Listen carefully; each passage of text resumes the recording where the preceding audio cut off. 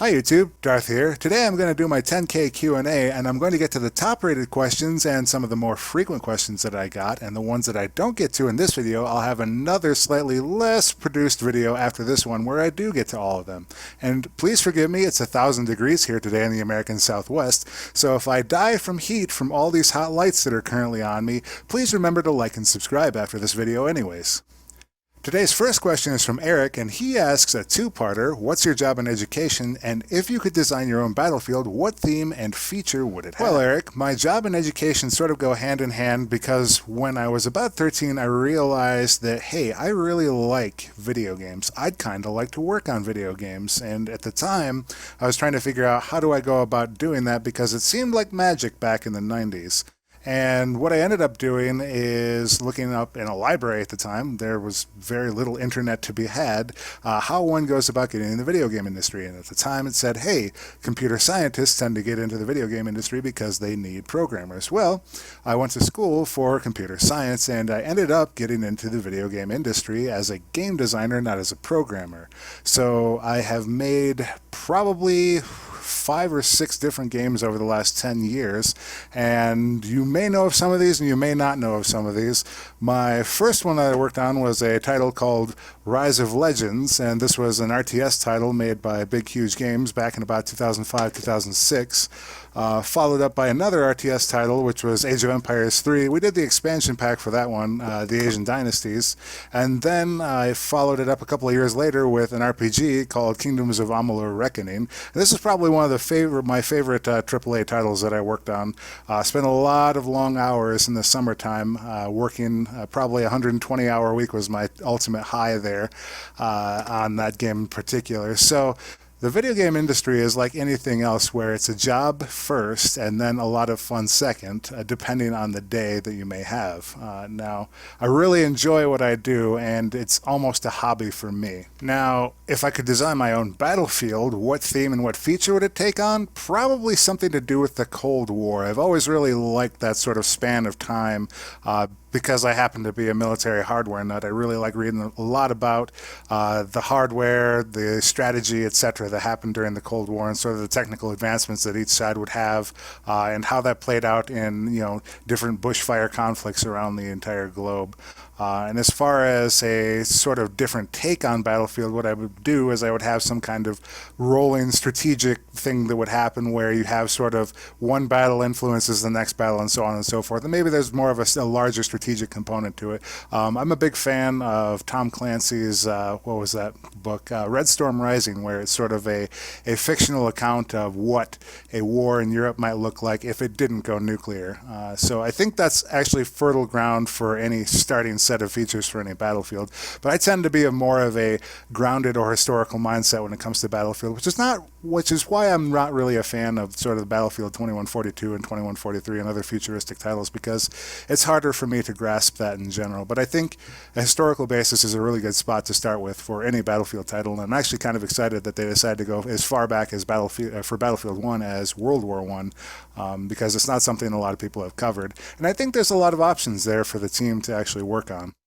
My second question comes from Danny on PC, and he asks, who's your biggest hero and why is it First Clark? Okay, if you're not familiar with who First Clark is, point your web browser at Battlelog and look up First Clark. You'll be entertained, to say the least. He's probably the worst Battlefield player in existence. Now, I myself refuse to make fun of First Clark because I think there might be something else going on here other than just a terrible player. I kind of worry about just the general state of First Clark. Now, is he my hero? I don't think he is, but who is my hero? I really don't have heroes, to be honest. I find that heroes tend to just be humans like the rest of us, and we really sort of set our own expectations for life based on the kind of things that we want rather than the things that our heroes want. So having heroes really isn't my style.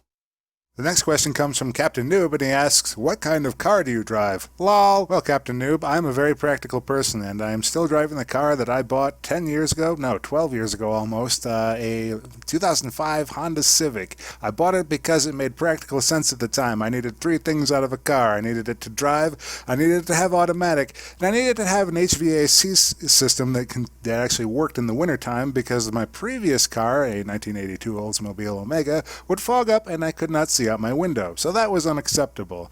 Now, I'm going to put up some pictures of my car when it was new. It is no longer in this shape. It has seen better days, and it kind of looks like a clunker now. Those, I'll let you leave to the imagination, but 10 years of abuse from people who don't know how to park next to me correctly have left it with many dents and scratches and make me very sad. My Clue asks, XB1 or PS4 if you wanted a console, what would you choose? So I'm probably going to end up getting a console sometime later this year. I put it off for a long time because I literally have no reason to play on a console because I'm pretty happy playing Battlefield on PC, and just about any other game that I want to play is on PC right now. I tend to play a lot of strategy and first-person shooters, and strategy games in particular don't tend to work out very well on consoles, and shooters pretty much are on whatever system I feel like. But I'm getting away from the point. Which one would I buy? I'd probably get a PlayStation 4, simply because it doesn't feel like Xbox is currently winning anything right now. Bastus asks, who do you follow on YouTube and who is the best one for you? So on YouTube, I tend to follow a lot of Battlefield channels, no surprise there, but I also follow a bunch of general information channels. Now, for Battlefield, I would typically follow anybody that will give me information about Battlefield in general or has a Battlefield commentary. I usually don't follow clip channels or things that don't tend to have any talking topics whatsoever. So my favorite Battlefielders tend to be people like Matimio, X Factor,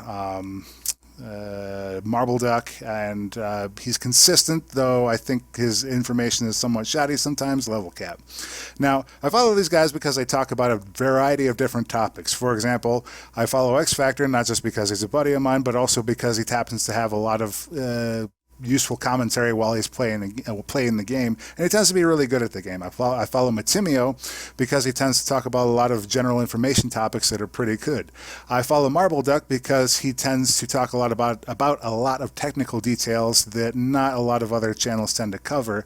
And I follow Level Cap just to get sort of a pace of what the community is talking about. As far as information goes, it's hit or miss with Level Cap. It depends on how much research he's been able to do for his video that day, because he does produce a lot of videos.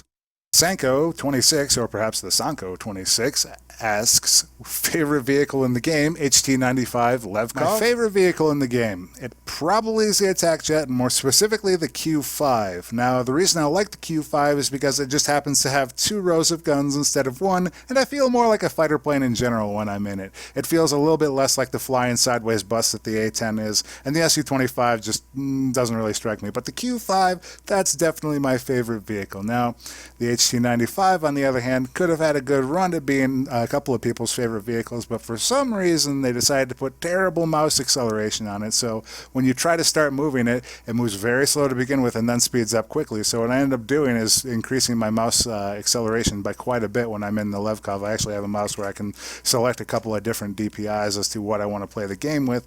Ergo, I can play it a little bit higher when I'm in the Levkov just to try and be able to turn as fast as I would like to in that vehicle. But overall, the HT95 is a giant pile of junk. The Q5, however, is the thing that I like to spend my most amount of time in, and it's all around probably my favorite vehicle in the game.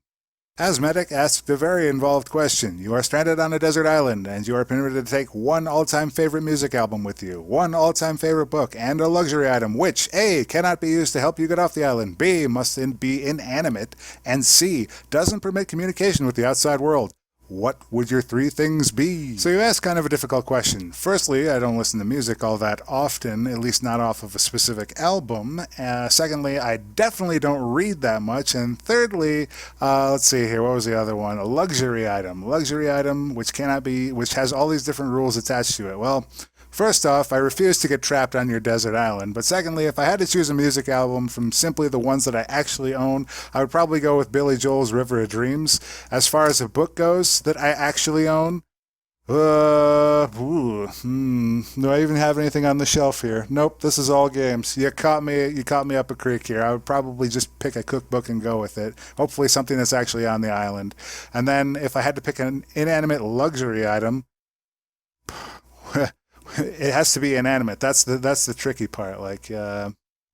So essentially, a simple machine probably is what you would want. Probably a wedge of some sort if I'm stuck on this Tom Hanksian island.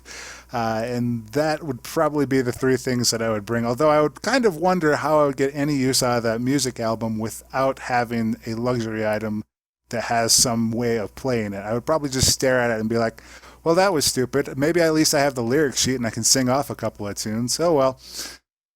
Demahjay asks a much easier question, ice cream or beer. Now, it honestly depends on what kind of mood I'm in. If it's 1,000 degrees out like it is today, I kind of want some ice cream, which I did have earlier. Now, if I am having a delicious burger, which I did not have today, sadly, instead I had, I think, a burrito, I would probably reach for an ale of some sort. My favorite beers tend to be ales or lagers. I find IPAs and pale ales and very hoppy beers to be almost undrinkable in mass quantities, and I kind of like to get a little bit of buzz when I drink beer. Now, for ice cream, I think I would probably prefer something that's very sweet and chocolatey, like Moose Tracks, for example. That happens to be my current favorite. Yeah, it really depends on what kind of day it is, and right now I would probably kill for some ice water in this 1,000-degree room.